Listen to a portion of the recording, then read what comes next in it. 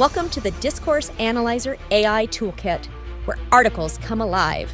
You're listening to the audio version of our article. For the full text and an interactive experience, check out the link in the description below.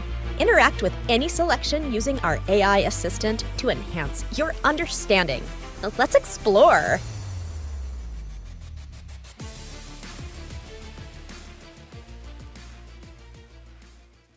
Discursive practices in discourse analysis.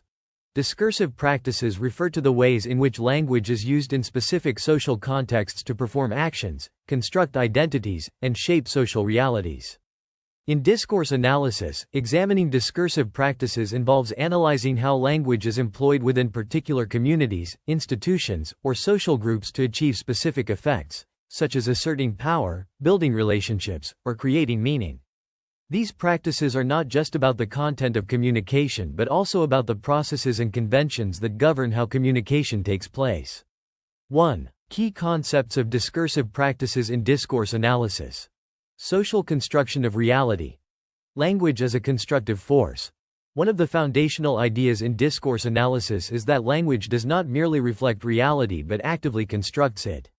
Discursive practices are the means through which social realities are produced, maintained, and altered. By analyzing these practices, discourse analysts explore how certain ways of talking about the world become accepted as truth or common sense. Constructing norms. Discursive practices shape what is considered normal or acceptable in a given context, often reinforcing social norms and values. Institutional discourses. In institutions like schools, hospitals, or governments, discursive practices contribute to the construction of specific realities, such as what it means to be educated, healthy, or law-abiding. Example: in educational discourse, practices such as standardized testing and the use of specific pedagogical language construct a reality where certain types of knowledge and skills are valued over others. This shapes students' identities and their understanding of what it means to be successful in education. Power and discursive practices. Language as a tool of power. Discursive practices are closely linked to power dynamics within society. The way language is used can reinforce or challenge power relations, often determining who gets to speak, what can be said, and how ideas are framed. Dominant discourses. Certain discursive practices become dominant, marginalizing alternative ways of speaking or thinking. These practices often reflect and reinforce the interests of powerful groups. Resistance and counter discourses. Alternative discursive practices can challenge dominant discourses, offering new ways of understanding and interacting with the world. Example: in political discourse, the language used to describe social welfare programs, e.g., entitlements, versus social safety net, can reflect and reinforce different power dynamics. A dominant discourse might frame welfare recipients as dependent, while a counter discourse might emphasize the systemic inequalities that necessitate such programs. Performative aspects of language. Language as action. Discursive practices are not just about conveying information but also about performing actions. Speech acts, a concept from pragmatics, are central to understanding how language can be used to do things like make promises, give orders, or offer apologies. Speech acts. These are utterances that perform an action by being spoken. For example, saying, "I apologize," is an act of apologizing. Performativity. This concept, popularized by Judith Butler, extends the idea of speech acts to suggest that identities and social roles are performed through repeated discursive practices. Example: in a courtroom, the phrase, "I find the defendant guilty," is not merely a statement of fact but a performative utterance that enacts a legal judgment. The judge's discursive practice of delivering this verdict is an example of how language can function as a form of action. Intertextuality in discursive practices. Texts referencing other texts. Discursive practices often involve intertextuality, where texts refer to, borrow from, or respond to other texts. This interconnectedness of texts contributes to the construction of meaning and the reinforcement or challenging of discursive practices. Intertextual links. Discursive practices draw on previous texts, traditions, or discourses, creating a web of references that shape how text is interpreted. Cultural resonance. Intertextual references can evoke cultural or historical meanings that enrich the text's significance. Example: a news article about a political scandal might reference previous scandals, drawing on the established discourse around political corruption to frame the current situation. This intertextuality shapes how the reader understands the new scandal in relation to past events. Normalization through discursive practices. Establishing what is normal. Discursive practices play a crucial role in establishing and maintaining norms within society. By repeatedly using language in certain ways, certain ideas, behaviors, or identities become normalized, appearing natural or inevitable. Repetition and reinforcement. The repeated use of certain discursive practices reinforces particular norms and makes them seem self-evident. Naturalization of discourses. Over time, certain discourses become so ingrained that they are no longer questioned, effectively shaping how people think and act. Example: the discourse of professionalism in the workplace often normalizes specific behaviors, such as dress codes, communication styles, and work ethics. These practices create a standard of what it means to be professional, which employees are expected to conform to, often without questioning the underlying assumptions. Contextuality and situational use of language. Adapting language to different contexts. Discursive practices are highly context-dependent, with different social contexts requiring different ways of using language. Understanding these practices involves analyzing how language is adapted to suit specific situations, audiences, and purposes. Contextual variation. The way language is used can vary significantly depending on factors such as the setting, the relationship between speakers, and the cultural background. Genre and register. Different genres, e.g., academic writing, casual conversation, and registers, e.g., formal, informal, reflect different discursive practices that are appropriate to specific contexts. Example: the language used in a business email is typically more formal and structured than the language used in a text message to a friend.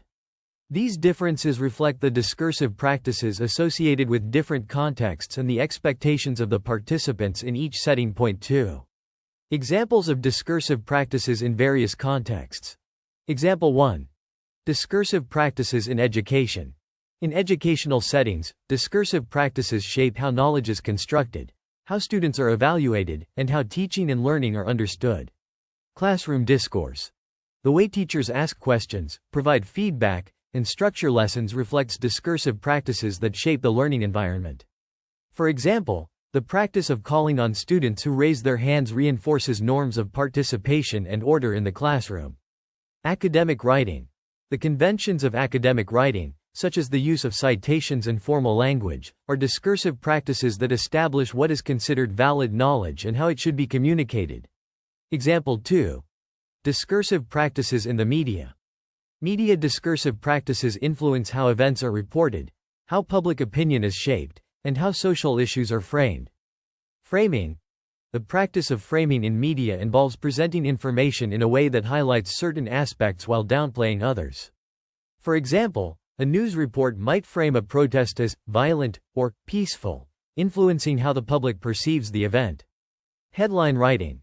The language used in headlines often reflects discursive practices that aim to attract attention and summarize complex issues in a few words.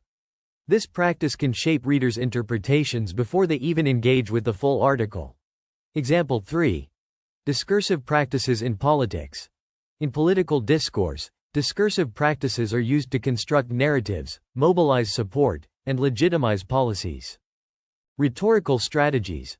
Politicians often use discursive practices like repetition, metaphor, and appeals to emotion to persuade audiences and reinforce their positions. For example, the repeated use of the phrase, "war on terror," constructs a narrative of conflict that justifies certain policies. Policy language. The language used in policy documents and speeches reflects discursive practices that construct the legitimacy of government actions. For example, referring to tax cuts as economic freedom frames the policy in a positive light, aligning it with values of liberty and choice. Example 4. Discursive practices in healthcare. In healthcare settings, discursive practices shape how health and illness are understood, how patients are treated, and how medical knowledge is constructed. Doctor-patient interaction. The language used by doctors and patients during consultations reflects discursive practices that shape the power dynamics of the interaction. For example, the use of medical jargon by doctors can assert authority, while the practice of asking open-ended questions can empower patients to share their concerns. Health campaigns. Public health campaigns often use discursive practices that frame health issues in ways that encourage certain behaviors. For example, campaigns that frame smoking as a public health crisis use language that emphasizes the urgency and collective responsibility to address the issue. Conclusion. Discursive practices in discourse analysis provide a powerful lens for understanding how language functions within society. These practices are not just about the content of communication but also about the processes, conventions, and power dynamics that govern how communication takes place. By analyzing discursive practices across various contexts, such as education, media, politics, and healthcare, discourse analysts can uncover how language shapes social realities, reinforces or challenges power structures, and maintains or disrupts social norms. Understanding these practices is essential for gaining a deeper insight into the complex ways in which language influences and is influenced by the social world. Frequently asked questions. What are discursive practices in discourse analysis? Discursive practices refer to the ways language is used within specific social contexts to perform actions, construct identities, and shape social realities. These practices go beyond the content of communication, focusing on the processes, conventions, and power dynamics that govern how language is used to achieve specific effects, such as asserting power or building relationships. How do discursive practices contribute to the social construction of reality? Discursive practices play a crucial role in constructing social realities by shaping what is considered normal or true within a given context. For example, in educational discourse, practices like standardized testing help define what knowledge and skills are valued, thereby influencing students' understanding of success and failure. What is the relationship between power and discursive practices? Discursive practices are closely linked to power dynamics. They can reinforce or challenge power relations by determining who gets to speak, what can be said, and how ideas are framed. Dominant discourses often reflect the interests of powerful groups, while counter-discourses offer alternative perspectives that can challenge these power structures. Can you explain the performative aspects of language in discursive practices? The performative aspects of language refer to how utterances can act as actions rather than merely conveying information. For instance, saying, "I apologize," performs the act of apologizing. In discourse analysis, understanding these performative acts helps reveal how language functions to enact social roles and identities. What is intertextuality, and how does it relate to discursive practices? Intertextuality is the interconnectedness of texts, where one text refers to, borrows from, or responds to other texts. In discursive practices, intertextuality contributes to the construction of meaning by situating a text within a broader network of references, which shapes how it is interpreted. How do discursive practices contribute to the normalization of social norms? Discursive practices contribute to normalization by repeatedly using language in ways that reinforce certain ideas, behaviors, or identities as natural or self-evident.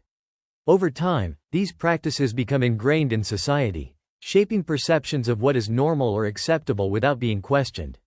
How does contextuality influence discursive practices? Discursive practices are highly context-dependent, meaning that the way language is used can vary significantly based on the setting, the relationship between speakers, and the cultural background.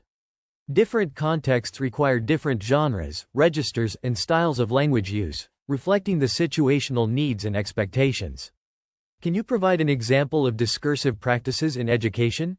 In education, discursive practices include the way teachers structure lessons, ask questions, and provide feedback. These practices shape the learning environment and influence how students perceive knowledge and their roles within the classroom. For example, the use of praise or criticism can impact a student's self-identity and motivation. How are discursive practices used in media to shape public opinion?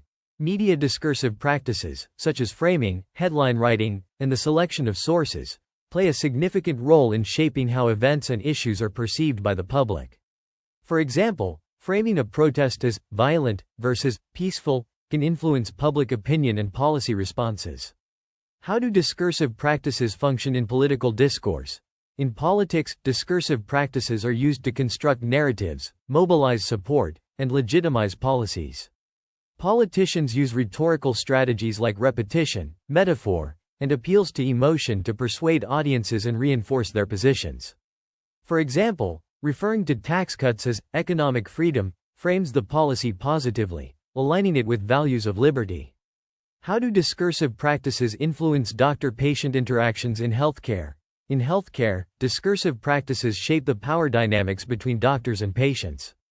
The use of medical jargon by doctors can assert authority, while asking open-ended questions can empower patients to share their concerns.